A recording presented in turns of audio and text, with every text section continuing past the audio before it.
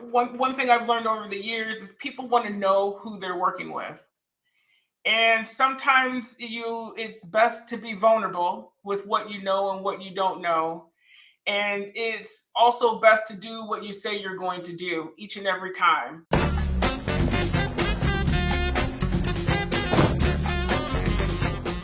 Hello, everyone, and welcome to a new episode of the Dev Device podcast. Today, I have Cicele von Brenk with me. Welcome, Cicele. Thank you. Hi, Yeah, where are everyone. you at right now? You are So, you are calling from? oh yes, I'm in Redding, California, Oh, in the California. United States. Yes. There we go. So we should be around 15 hours apart here. That's fine. Yes. Cool, cool. So what are you doing these days, Cicele? So I'm a talent acquisition director, Dano, and I have a background working for companies such as Amazon, Microsoft, Electronic Arts. If you're into gaming, you'll know who that company is. Well, And a little bit. that's awesome. And now I am launching my suite of 4 tracker notebooks that's geared towards helping recruiters and hiring managers simplify the hiring process. And so, as Mm, far as a background goes, I'm married with 2 children. I have an 11-year-old girl and a 9-year-old boy. We just moved to Redding about 6 months ago from Roseville, California, which was about 3 hours south. And mm. yes, and so now we are, getting settled in and getting to know our new community. Sweet. And I was curious about your last name, Van Brenk. It kind of hints to some kind of Dutch connection here. Yes, my husband is Dutch. Uh, there you go, there you go. So you're not a Holland girl. It's actually your husband who is a That's Holland correct. boy. Yeah, Yes. yeah. Well, yeah. I mean, we Germany and Holland are neighbors, so it used to be.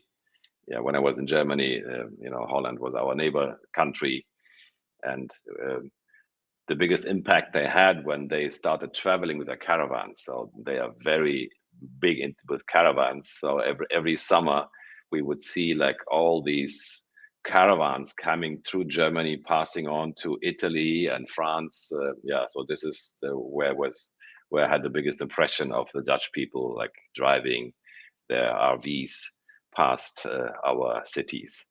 But yeah, it's an amazing country, and I'm sure your husband could tell us much more about it. But today Yes. we speak about you, Cecily, and yeah, so you've been so you are basically someone who have collected all this experience in her work life in the HR environment, and now came up with an idea how to help people who've been working in this environment with a new product and a new system, and and that's where you build your new business around, right? Is that am I right? That's 100% correct. Yes. Yeah, cool. I love that. So I think all good entrepreneurial ideas come from, having some experience, seeing a problem, and then solving that problem. And I think that is how most successful entrepreneurs operate, by solving a problem. And that's exactly what you're doing. So tell us more about this problem that you're solving. So, I would say that, I've been in recruiting for decades. I won't age myself here, but I will say that, over the years, I've noticed that, there's always been this unspoken problem around calibration and really being able to understand and align, like understand what role requirements are and how to really solve that. So and what I mean by that is when you go in as a recruiter to connect with your hiring manager, you may have hiring managers that may expect you to understand all the requirements, or you may have hiring teams that don't feel the same, like the same way about a requirement. And so, for example, if I'm hiring a recruiter and I have a hiring team, each person will have a different idea of what that person's background and experience should look like. And so when you have that, you then run the risk of being able to you're misaligned, and now you have people coming into your pipeline that would not necessarily they're not necessarily what you're looking for. And Mm, so what I aim to resolve here is getting everybody on the same page from the very beginning, starting with the hiring manager and the recruiter, to make sure they are completely aligned on what it is that we're looking for. And this is outside of the job description. A job description is just that, but there's more to it than mm, that. And once mm, they align, then they need to align the entire hiring team. And mhm, making sure that not only is the hiring team aware of everybody's on the same page and what they're looking for, they're even aligned on the search criteria, and they understand their piece of how they should show up. And then mm, finally, we have the debrief. So after the candidates have been interviewed, how are we making the hiring decision? And making sure that you're having some good discussions, good conversations that are data driven and it's consistent, so that you're hiring against your original requirements. And so for me, the reason I came up with these trackers is wanting to really give back to our community, and really want to be able to share all that I've learned over these years of recruiting on how to get to that. And these are the mechanisms that I've put in place to help recruiters, hiring teams, recruiting leadership worldwide, like, get to this. mm. Wow, that sounds like something really, really useful for these people involved in this process. And so, how what is the form of this tracker? Is it it's in printed form right now, if I'm not mistaken? It is printed. It is a notebook. We All right, launched it through Amazon KDP. all right, Yes. okay. So it is a tracker notebook. It's about 8.5 inches by 11. Hmm. So it's nice and large. You can write on it, and Hmm. and it's nice because we do have an index. So you're not having to thumb through to find your Hmm. candidate. You can go through the index, and it'll tell you exactly where to go. Mm. Wow, so it's an actual notebook where I can actually put a pencil and write down stuff. Yeah, I love that. Yes, So not something where I have to type something in a sheet or so. That's cool.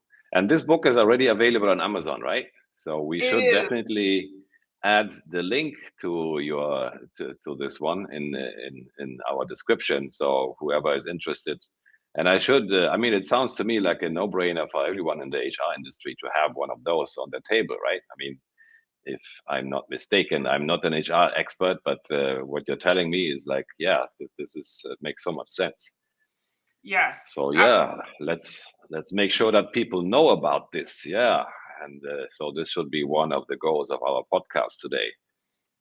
Yes. Another goal of the podcast is to understand, to learn more about Cicele and where she comes from, and hear your life story. So why don't we dive back into the time a few years ago when you were 10 years old, Cicele, Okay. and what what your life was like as a kid. Where did you grow up? What was happening in your life when you were 10? So when I was 10, I was 2 years in living in Tucson, originally coming from Chicago, Illinois.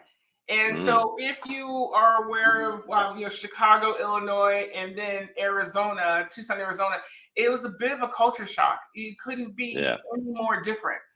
And include, I mean, it's from the weather, the diversity of people and their backgrounds. And so at 10 years old, I was still trying to figure out where I fit in.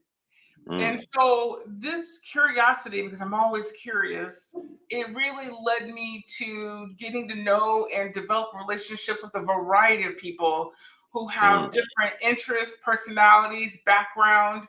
and really just dive in and develop those relationships with them.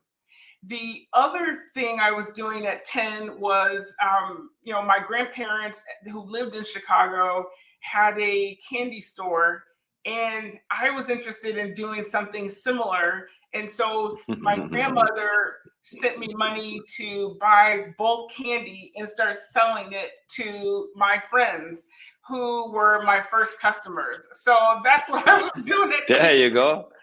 That's where your entrepreneurial journey started, That's right. selling candy. Who would have Yes. thought? Cool. Yeah, that's sweet. Yeah, that's a way to make new friends as well, right? I mean, if you sell them candy, I mean, you meet a lot of kids around the block, I guess. Yes, absolutely. Sweet. And then, so that was the time in school, I guess. So, what was the next big shift in your life? So, did you, like, as a kid, did you know where you're going, what you want to do as an adult, or was it all like kind of predefined by your parents, or like, what was the first big event in your teenage time that kind of set the path for you to where you're going with your career? I would say I've always wanted to get into business. I love working. I feel like I love working because it's a way of I being never able heard this one to. before. I love working. That's fantastic. I do, especially when it's something I'm really interested in. There's a shared common goal is clearly defined, and I can see a path to getting there and then achieving it. And Mm. so for high school, I would say I was freshman class president, and I would also say I was an orchestra for all of high school. I played the bass, the upright bass, Oh and my God, you play the bass? yes, Oh, I have an obsession with bass players, to be honest. But yeah. that's awesome. Yeah, I find ladies who play the bass, I don't know, there's something about them that I find just amazing. But so yeah, you're one of them. How cool is that? I Do you wanted still play the to. bass? I don't play it now. I stopped after high school, but I played it. Okay. I played it often. I mean, I was in class, like we did it, daily, and it was a lot of fun, And I'm a tall person. Mm, I'm 5'11", so it was neat to play mhm. the instrument that was actually taller than me. So okay, the bass was taller than you. All right. Yes, yep, Wow, cool. Uh, all yes. right. And then I took on two jobs while I was in high school. One was a grocery bagger, at the grocery store. And I did that for about 6 months. And then Mhm. I was a cashier at a toy store. So again, it was Mm, a lot of fun, super transactional. The work that needed to be done was clearly laid out. And there was, for that age, there wasn't a lot of ambiguity there. It was just, execution. mhm, So I would say that's probably the highlight of my teenage mhm, years. That mhm. Yeah, that's cool.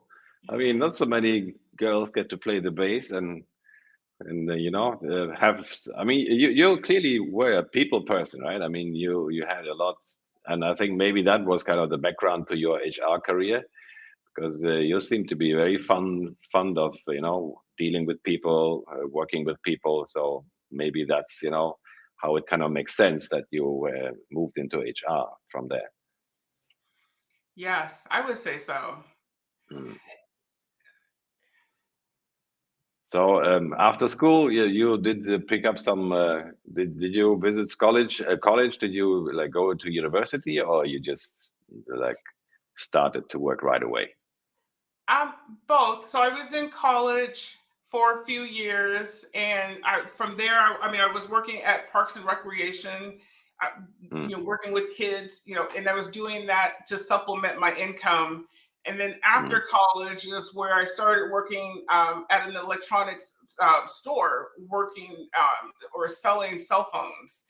And mm, from there, I started working directly for the carriers. So that would have been Spread PCS. Not sure if you remember back in the day when they hmm first launched. I was Mm-hmm. part of their launch team and selling business to consumer. And then I went on to Nextel, which was, the um, two-way service in addition to cell phones. And then I was basically selling business to business. Mm-hmm. All right. And then from there, that's where I went to Seattle, and that's where I started my career in recruiting. Mm-hmm. So, so within the same company, they ask you to start to move from selling their products to being a recruiter. Is that right? No, I actually left. I left Nextel and wanted to try something different. And this is where, Mm-hmm. and again, in recruiting, at least back then, I didn't really see that much of a difference. Instead of selling a product, I'm really selling a job, right? And so there's at least that's how I saw it Well, back then. I would say there are like a few different things between products and jobs, but yeah, basically you're selling something. Yeah, that's true. Yeah, Yeah, so you yes. have to highlight the benefits. Yes, lots of benefits, lots to learn, and Mm, lots of areas to dive into when it comes to recruiting. I mean, mm, again, that's how I felt about it in the beginning because I wasn't corporate recruiting at that point. I was recruiting candidates to work at Microsoft, and I was doing that mm. at an agency. And so Ah, for me, okay. it was still pretty transactional, and it stayed transactional until I started working for Electronic Arts. And that's Mm, where I would say things got really real and it got mm-hmm. real Oh, fast. in what Yes. sense?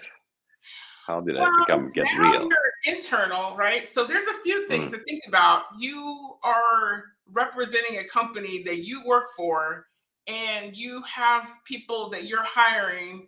And now the things that I tell them, if there's ever a misalignment, which to my credit, there has never been, it's always been one of my biggest fears of having someone talking someone into a job and then they come back to you and say, hey, you didn't represent this properly, right? Like that mm, was always a fear of mine. And so I've always made sure that I've always understood what the roles were and really accurately talk about it. But the real part of it was that I'm more talking about is this is where you really get in front of the hiring teams and you really have to dive deep to really understand the day-to-day of the role, the mechanics of the role. You have to lead the process, and it's so much different than when you're agency and you're just sending candidates in and mm-hmm, and mm-hmm, and someone else is running that process. Now you're running that mm-hmm. process.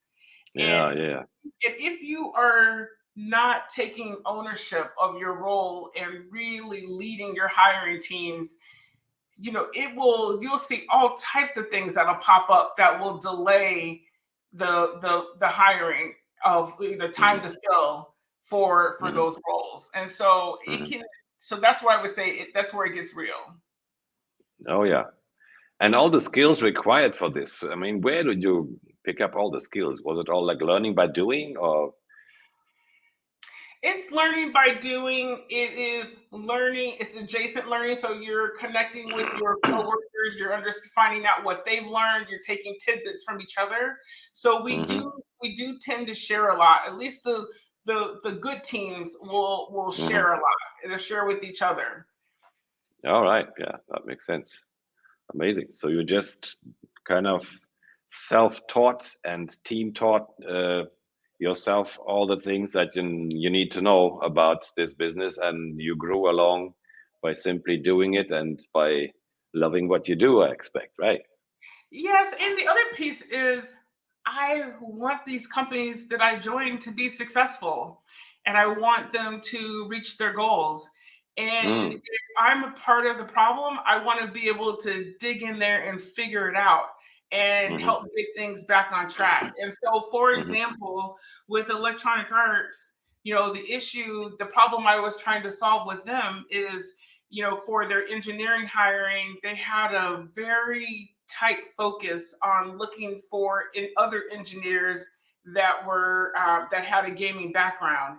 Well, the Mm, gaming industry back then was not super huge, so the talent pool was very small, and they had a lot of openings.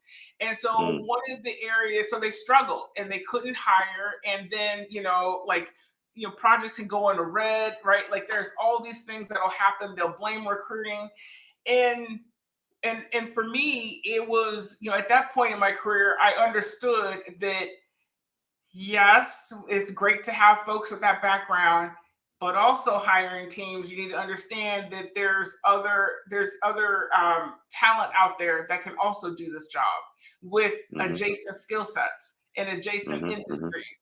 And so, taking the time to really work with them and influence them to take a chance on this talent was what helped me get be successful there Cool. and help solve that problem. Yep. Yeah. But you didn't stay at this company forever, right? So you eventually you moved on to Amazon, you said? Is that right? Well, so I did. So I was living in Vancouver, BC. So I moved to Vancouver, BC. I lived there for about um, almost 6 years. And so yes, I did leave Electronic Arts, came back to the States, lived in Seattle again, and yes, then went on to Amazon. And I was only Mm. there for a year at that point. But I hired 100 people that year, What? and yes, yes, that was challenging. Mm, Oh my goodness, right? 100 people. I mean, it was. Now, I won't say I did it all myself. I did have sourcing support, and the sourcing is when you have a recruiter that is specialized only in going to find the candidates and bringing them in, and then I would go, mhm, help them through the interview process, in addition to the offer, and getting them to their first day. mm. So I didn't do that alone. I will say I had a team to help me, but it was a lot of work. We were very busy. Oh yeah. So you were involved in building this behemoth Yes. called Amazon. Wow. Yeah, it must have been Twice. very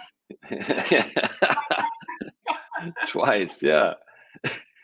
So yeah, but so you should know like behind the scenes how things. I mean, okay, and maybe not in the recruitment, but in the hiring department, but I guess you had the opportunity to like have a glance behind the scenes what's happening within the Amazon, uh, uh, how they run their business and how they do things. So that must have been very interesting. And as an Amazon seller, of course, many times I wished I knew what is actually happening on the other side and how they operate and how they make the decisions. So I guess you had some pretty interesting insights in that part, huh?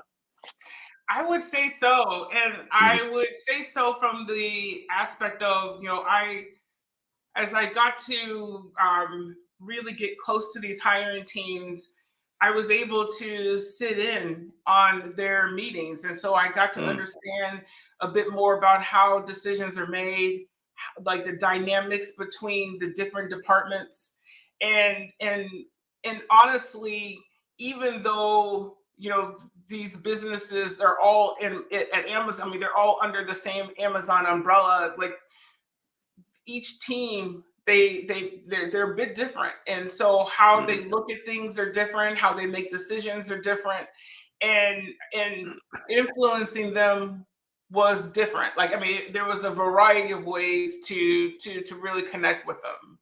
yeah. So yeah, so I would say I honestly I did learn a lot, and but I will say that a lot of it really just comes from their leadership principles. And so Oh once you yeah. understand, how that works and you embody them, Mhm. it definitely makes sense. Oh yeah. Yeah, I think that would be one of the biggest lessons to learn from Amazon, right? I mean, they obviously did something right, a lot of things right, and I think the way they're building their teams and how their leadership structure works, I think I read a book about it, but it was quite amazing, like how they hold their meetings and how they have these plans, how to implement things, and so yeah, it's very very sophisticated, and it must be very interesting to kind of experience this firsthand, so to say. So yeah, so you had a good insight into the Amazon culture, Amazon life, and but at some point you moved forward or you moved on. How did that happen? So the first time I moved on because I wanted to start my family, and so I left the workplace for 4.5 years, and that's where I had my two children. And then I was ready to go back to work, but I wasn't sure I was really ready to go back full time. And so I joined. I worked at Microsoft in the vendor capacity, basically helping Mm, them set up their first diversity sourcing team. And so we were very successful with that. And in about 9 months, I was after working in that role, I felt like my family's just fine. I'm really enjoying what I'm doing. I'm ready to go full time, but I know I was nowhere near done with Amazon, and mm, so I wanted to go back. And mm, so I did. I went back. And the reason I went back is because the opportunities there, you can supercharge your career. The mm, learning, the growth, it's unparalleled. I don't know anywhere else on earth where you can get this type of growth opportunities. mm. Yeah, amazing. Yes. So I did that, and so I went and started supporting a team that again was having some issues with hiring. They were struggling, and I remember looking at my own numbers, my data, and I started realizing as a recruiter, any candidate that I was going to submit to this entire organization only had a 3% chance of getting hired. And Wow. I felt so bad, like, and ashamed of that. And I remember going up to the director of this business and having to show her this data to say, hey, I am not aligned with your team. And being able to have that vulnerability and being able to explain the why behind it, it was awesome because she then understood what I needed from her, which was I needed her to encourage her team to work with me to help me calibrate on their business and their open roles. So anyone that I would send, I'd be able to send them talent that they would want to hire. Mm, And that was the trick. That was it. I started working with the teams. I started some that I even started shadowing some of them because I still mm, didn't get like what they did, right? These was like mm, product leaders, right? And so they had different product managers, and I couldn't understand like the difference between each of them. And so they invested the time in me to help me calibrate. And from then on, it was like magic. The candidates that I was sending were all very strong. We were all aligned on what the criteria was, and we made hiring easy. Like they met their goal.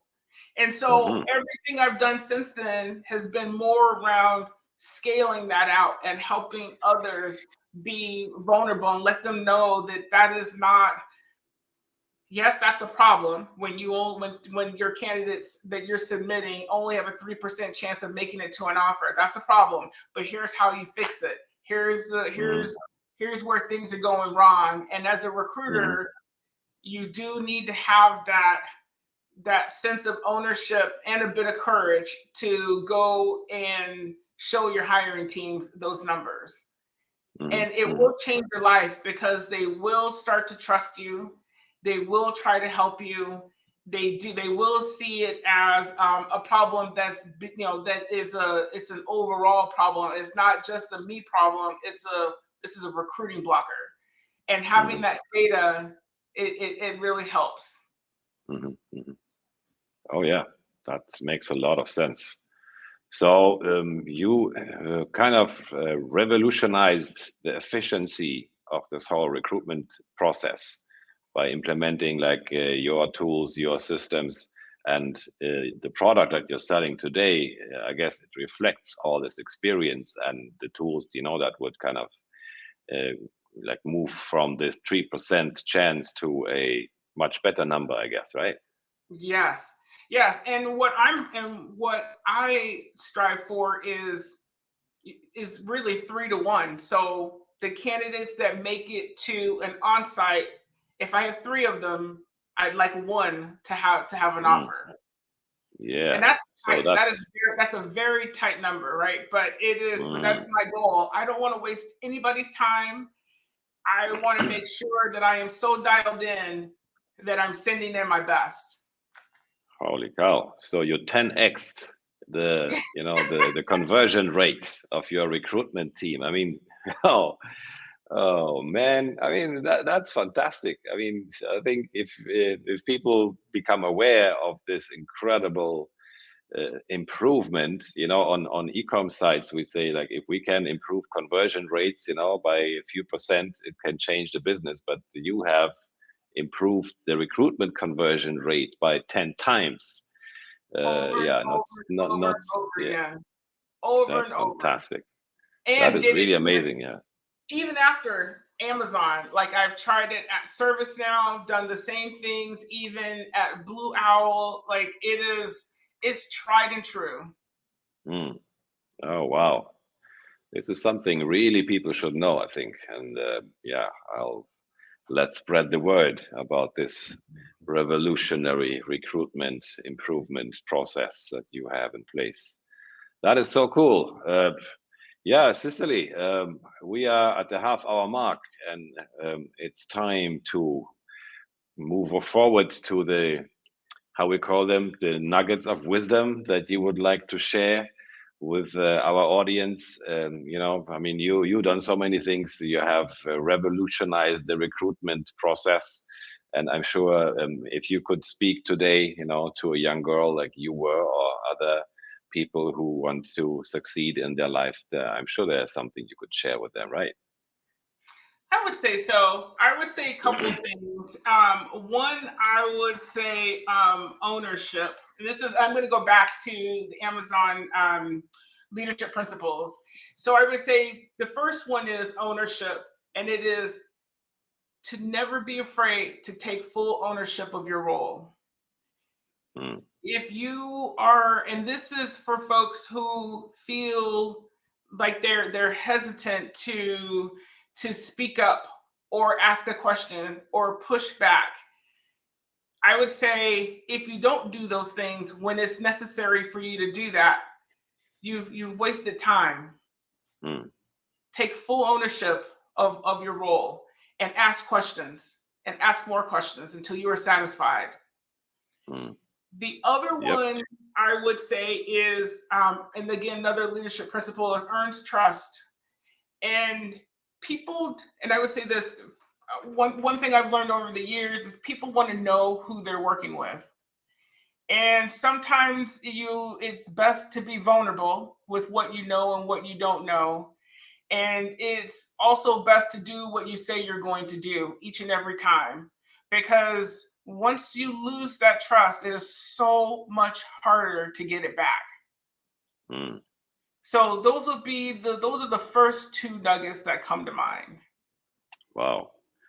Yep, I completely agree, and these are very important principles to follow. I think, especially the trust part. I mean, yeah, it also applies to every entrepreneurial endeavor and to e-commerce particularly, because people only want to do business with someone who they trust, and that's why building trust and being very aware of, where we are kind of endangering the trust that people have in us, and to be transparent and to do as we say and to say what we do. I think that's a very important one. Thanks for sharing, Cicely. Sure. So I already have two nuggets of wisdom, man. That's fantastic. And we heard so many things about recruitment and how to improve it. I think this is an amazing episode for everyone who has anything to do with recruitment. So I just want to make sure that we share everything in the description for people to get in touch with you. The link to your product on Amazon, and also whatever personal connection link you have. I don't know, be it LinkedIn or email, whatever, to for people to reach out to you. We make sure we leave it in the description. And yeah, I would say this was so interesting to hear your story, Cicele. It was a pleasure to have you here. Let's stay Thank in you, Dan. touch. And I cross all my fingers and thumbs and toes for your product launch on Amazon. Thank you, Dano. I appreciate you. I appreciate you inviting me to be on your show.